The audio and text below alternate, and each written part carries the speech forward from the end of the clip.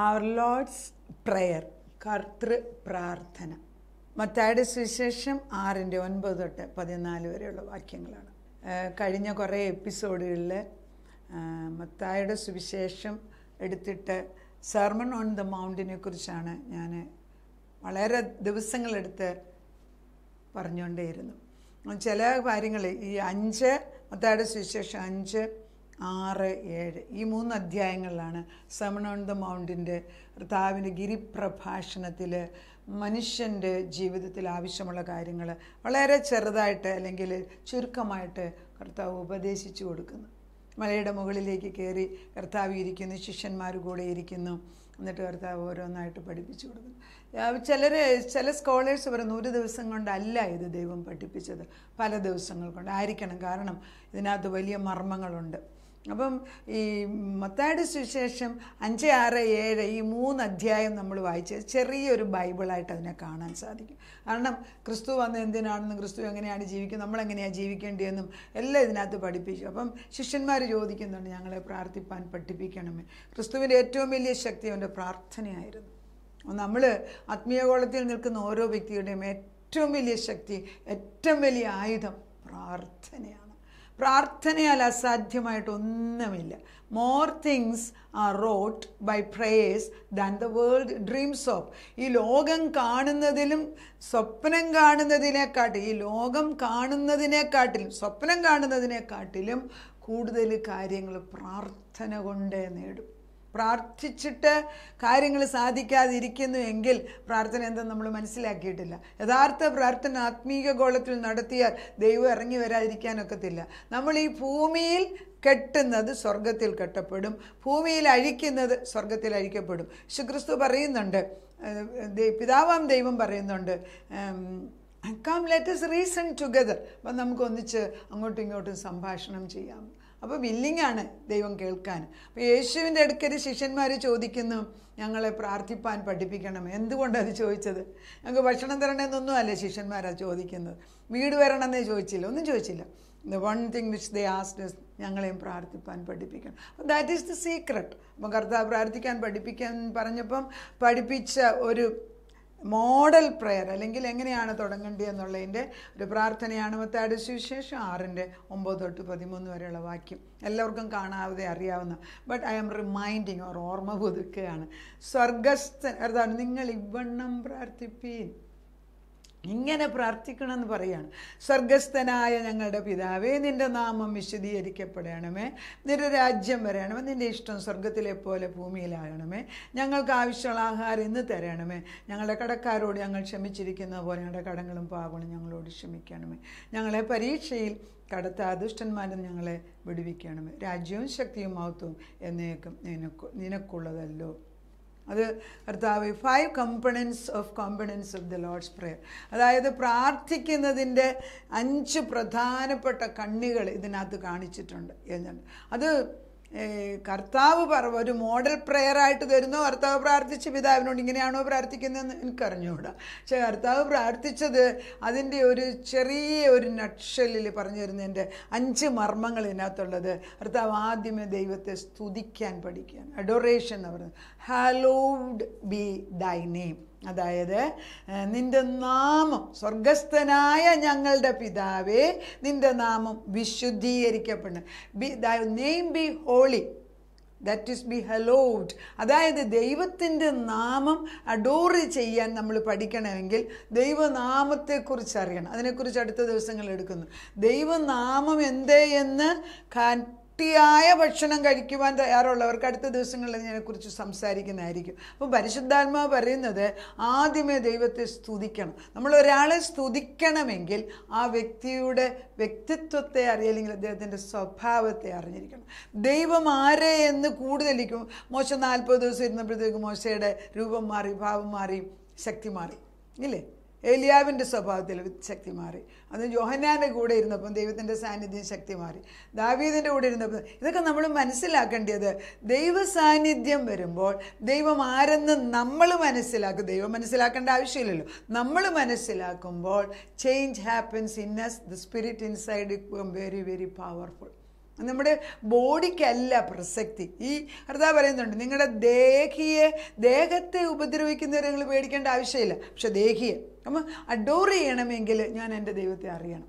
ആ പേരുകൾ എന്താണ്? നിൻ്റെ നാമം പൂജ്യം, അതെന്നെ തൊട്ടതാണ് നിൻ്റെ നാമം. അപ്പോൾ കർത്താവിൻ്റെ നാമങ്ങളെക്കുറിച്ച് അടുത്ത ദിവസം ഞാൻ എടുക്കും. അപ്പോൾ ആദ്യമേ പറയുന്നത് ദൈവത്തെ സ്തുതിക്കുക, അവൻ്റെ പേരറിഞ്ഞിട്ട് അവനെ സ്തുതിക്കുക.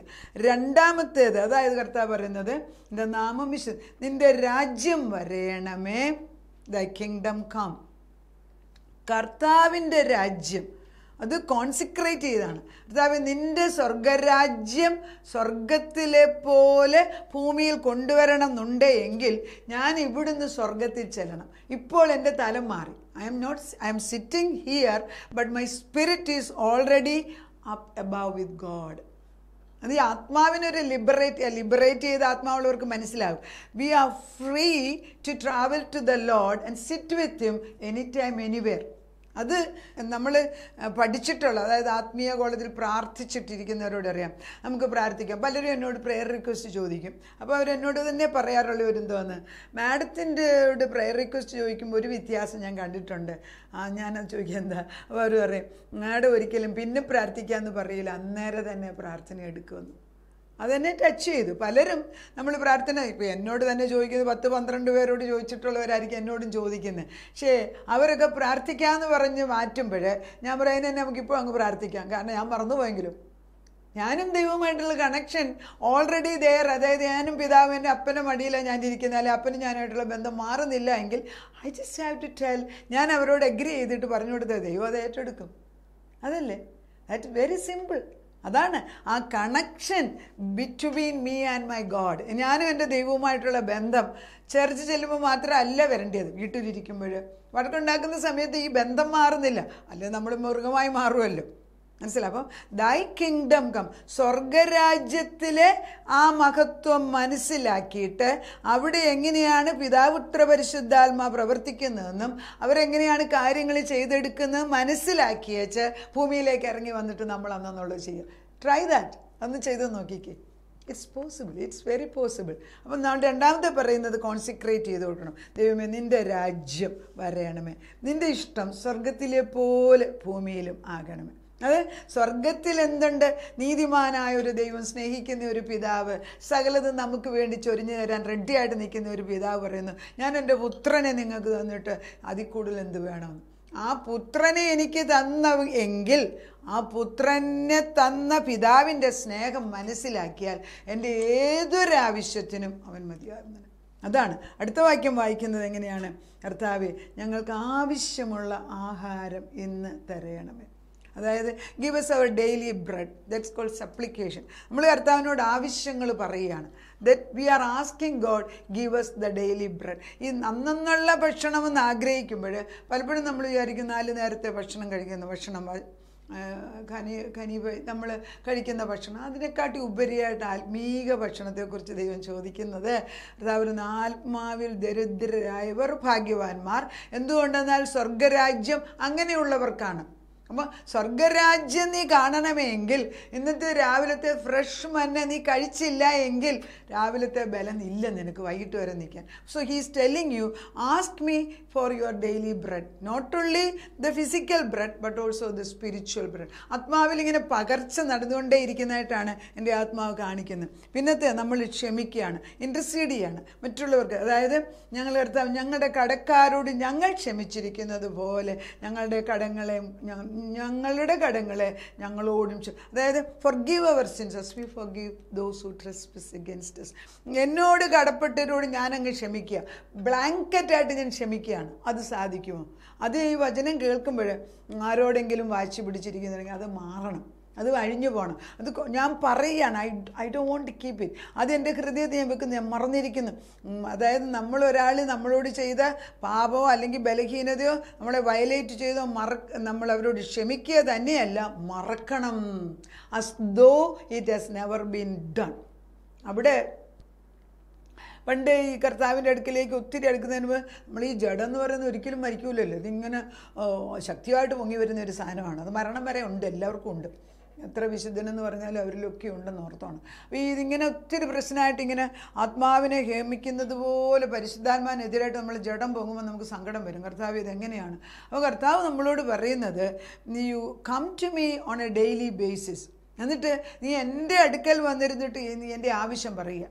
നിൻ്റെ ആത്മാവിൻ്റെ ദരിദ്രാവസ്ഥ, അതായത് എത്ര ഇരുന്നാലും ദൈവമേ നീ തരാതെ ഇത് നിറയത്തില്ല, നിൻ്റെ വചനം കൊണ്ട് എന്നെ നിറയ്ക്കണമേ എന്ന് പറയുമ്പോൾ കർത്താവ് അത് ഏറ്റെടുക്കും. അടുത്തത് സപ്ലിക്കേഷനാണ്. Gives, that is I said. പിന്നത്തെ ഫോർഗീവ് അവർ ഡെറ്റ്സ്, ഇൻ്റർസീഡ് ചെയ്യാണ്. പിന്നെ lead us not into temptation, എന്നെ ഒരിക്കലും പാപത്തിലേക്ക് വിട്ടുകളെ, പരീക്ഷയിൽ അകപ്പെടുത്തരുത്. കാരണം പരീക്ഷയിൽ അകപ്പെടുത്താൽ നമ്മൾ വീഴും. മുമ്പിലൊരു കുഴിയുണ്ട്, നമ്മൾ അറിഞ്ഞോ അറിയാം അതിനകത്ത് ചാടും. That's mankind. Human nature is living in the fallen world. We will fall into the pit. അറിഞ്ഞോ അറിയാതെ വീഴും.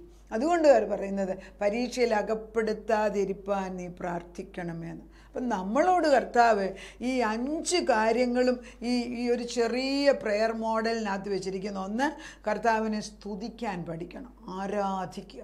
ആരാധനയിലാണ് വിടുതൽ വരുന്നത്. ആരാധിക്കണമെങ്കിൽ എൻ്റെ മുൻപിൽ നിൽക്കുന്നവൻ്റെ വലിയ പ്രഭ അല്ലെങ്കിൽ ആ മഹാശക്തി എൻ്റെ മേലോട്ട് അടിക്കത്തക്ക വിധത്തിൽ ഞാനും അവനുമായിട്ട് അടുത്ത് വരണം. ദൂരെ നിന്നെങ്ങനെ ഒരാളെ ആരാധിക്കുന്നത്? നമ്മളിവിടെ ഇരുന്നുകൊണ്ട് ദൈവത്തെ ആരാധിക്കണമെങ്കിൽ ആത്മാവ് അടുത്ത് വരണ്ടേ? അത് ചോദിച്ചു വാങ്ങിക്കണം. അഡോറേഷൻ. രണ്ടാമത്തെ കോൺസിക്രേറ്റ്, നമ്മളെ തന്നെ കൊടുക്കുകയാണ് ദൈവത്തിന്. മൂന്നാമത്തെ നമ്മുടെ ആവശ്യങ്ങൾ പറയാണ്. നാലാമത്തേത് മറ്റുള്ളവർക്ക് വേണ്ടി നമ്മൾ ഇൻ്റർസീഡ് ചെയ്യുക. എനിക്ക് വേണ്ടി മറ്റുള്ളവർക്ക് വേണ്ടി. അത് പാപത്തിൽ അകപ്പെടുത്തരുത്. Because God says be holy as I am holy. ഞാൻ വിശുദ്ധനായിരിക്കുന്ന പോലെ നിങ്ങളും വിശുദ്ധരായിരിക്കുക. അവസാനത്തേത് ഇൻ്റർസീഡ്, ദൈവത്തിൻ്റെ പരീക്ഷണങ്ങളിൽ നമ്മളെ ദൈവമേ നീ പരീക്ഷയിൽ അകപ്പെടുത്താതെ സൂക്ഷിക്കുക. ഇതൊക്കെ ഈ ലോർഡ്സ് പ്രേയറിനകത്ത് വന്നിട്ടുണ്ട്. അത് വെച്ച് പ്രാർത്ഥിക്കുക. ഏറ്റവും എളുപ്പമുള്ളത് ഈ എല്ലാ സത്യങ്ങളും മനസ്സിലാക്കി വെച്ച് പിന്നെ നമ്മൾ പല പ്രാവശ്യം ഇത് പറയുമ്പം ആഴത്തിലേക്ക് ഇതിൻ്റെ വേരിറങ്ങിപ്പോയിട്ട് ജീവവൃക്ഷമായിട്ട് ഇത് മാറും. നമ്മളൊരു പ്രാർത്ഥന വരമുള്ള വ്യക്തിയായിട്ട്. അതുകൊണ്ട് അങ്ങനെ പ്രാർത്ഥനാ വരമുള്ളവർക്കാണ് വേറൊരാളുടെ വിഷയം കേൾക്കുമ്പോൾ പരിശുദ്ധാത്മ ഉടനെ ഉത്തരം തരും. അത് നമ്മൾ പറഞ്ഞു കൊടുക്കും. എന്നിട്ട് നമ്മൾ അവരോട് പറയും, ഒരു 3 ദിവസം ഇത് വെച്ച് പ്രാർത്ഥിക്കുക, അല്ലെങ്കിൽ 21 ദിവസം ഉപവസിച്ച് നോക്കുക. അത് കഴിയുമ്പോഴത്തേക്ക് അവർക്ക് വിടുതൽ കിട്ടുന്നതിൻ്റെ റീസൺ അതാണ്. ബിക്കോസ് ദൈവവചനം ജീവനും ചൈതന്യമുള്ള ഉത്തരമായിട്ട് കടന്നു വരും. നമുക്ക് പ്രാർത്ഥിക്കാം. ശിഷ്യന്മാർ തൻ്റെ ക്രിസ്തുവിൻ്റെ ഭൂമിയിലുള്ള ജയത്തിൻ്റെ ശക്തി എന്തെന്ന് മനസ്സിലാക്കിയിട്ട് പാപലോകത്തിൽ പാപം ചെയ്യാതെ നന്മ ചെയ്തുകൊണ്ടേ ജീവിച്ച ക്രിസ്തുവിനെ കണ്ടിട്ട് ശിഷ്യന്മാർ ഒരു ചോദ്യം ചോദിക്കുന്നു, ഞങ്ങളെ കൂടെ പ്രാർത്ഥന പഠിപ്പിക്കണമെന്ന്. ആ പ്രാർത്ഥനയുടെ മോഡൽ പ്രെയറാണ് എന്ന് ഞങ്ങൾ എടുക്കുന്നത്. സ്വർഗസ്ഥനായ ഞങ്ങളുടെ പിതാവേ, നിൻ്റെ നാമം പരിശുദ്ധമാണ്. നിൻ്റെ നാമം എന്ന് പറയാൻ പണ്ടുകാലങ്ങളിൽ പഴയ നിയമത്തിൽ ദൈവത്തിൻ്റെ നാമം എടുക്കാൻ എല്ലാവർക്കും ഭയമായിരുന്നു. എന്നാൽ പുതിയ നിയമം വന്നതോടുകൂടി ക്രിസ്തു നമ്മോടുകൂടെ, ഇമ്മാനുവേൽ, ഗോഡ് വിത്ത് അസ്, ദൈവം എൻ്റെ കൂടെ എന്നുള്ള ബോധം ഞങ്ങൾ തന്നിരിക്കുന്നതിനാലും പിതാവേ എന്ന് വിളിക്കാൻ ആദ്യമായിട്ട് പഠിപ്പിച്ചത് യേശുവാണ്. പഴയ നിയമത്തിൽ ഏലിയാവ് മാത്രമേ പിതാവേ എന്ന് വിളിക്കുന്നുള്ളൂ. കർത്താവേ, എന്നാൽ ഞങ്ങൾ ക്രിസ്തുവിൻ്റെ നാമത്തിൽ ഞങ്ങൾക്ക് പിതാവേ എന്ന് വിളിക്കാനുള്ള സ്വാതന്ത്ര്യം തന്നത് ആ ഒരു സത്യം മനസ്സിലാക്കി അടുക്കലേക്ക് ഓടി വന്ന് പ്രാർത്ഥിപ്പാൻ ഞങ്ങളെ പ്രാർത്ഥന അടഞ്ഞ വാതിലുകളെ തുറക്കുകയാണ്. പ്രാർത്ഥന ദൈവവുമായിട്ടുള്ള ബന്ധം ഉറപ്പിക്കുകയാണ്. പ്രാർത്ഥനയാണ് ആത്മാവിൻ്റെ ഭക്ഷണം. ആ പ്രാർത്ഥന വചനത്തിൽ കൂടെ കടന്നു വരുമ്പോൾ സ്വർഗം ഇവിടെ കൊണ്ടുവരാൻ തക്കാണ് സാധിക്കുമെന്ന് ഞങ്ങളെ പഠിപ്പിച്ചതിന് സ്തോത്രം കർത്താവേ. ഞങ്ങളെങ്ങനെ പ്രാർത്ഥിക്കണമെന്ന് അറിയത്തില്ല എങ്കിൽ ഈ ലോർഡ്സ് പ്രേയർ കർത്താവ് തന്ന ഈ കർത്തൃ പ്രാർത്ഥന എടുത്ത് ചൊല്ലി പല പ്രാവശ്യം ചൊല്ലുമ്പോൾ ഒരു ജീവവൃക്ഷം അവിടെ കെടുത്തു വരുമല്ലോ. അത് ഞങ്ങളുടെ തലമുറകളിലും ഒരാറ്റരികത്ത് നട്ടിരിക്കുന്നതും തക്കകാലത്ത് ഫലം കായ്ക്കുന്നതും ഇലവാടാത്തതുമായ വൃക്ഷം പോലെ അവരെ ഞങ്ങൾ എവിടെയായിരുന്നേലും അവിടെ പറിച്ചെടുത്തുകൊണ്ട് വന്ന് ജീവവൃക്ഷത്തിൻ്റെ ആ ദൈവനദിയുടെ അടുക്കൽ കൊണ്ട് നട്ടുവെക്കുന്ന പക്ഷെ അവിടെ കിളിക്കട്ടെ. അങ്ങനെ അത് ചെയ്തിരിക്കുന്നതിനാൽ സ്തോത്രം. പ്രാർത്ഥനയുടെ ഉത്തരം തന്നതിന് നന്ദി. യേശു ക്രിസ്തുവിൻ്റെ പുണ്യനാമത്തിൽ തന്നെ ആമേൻ.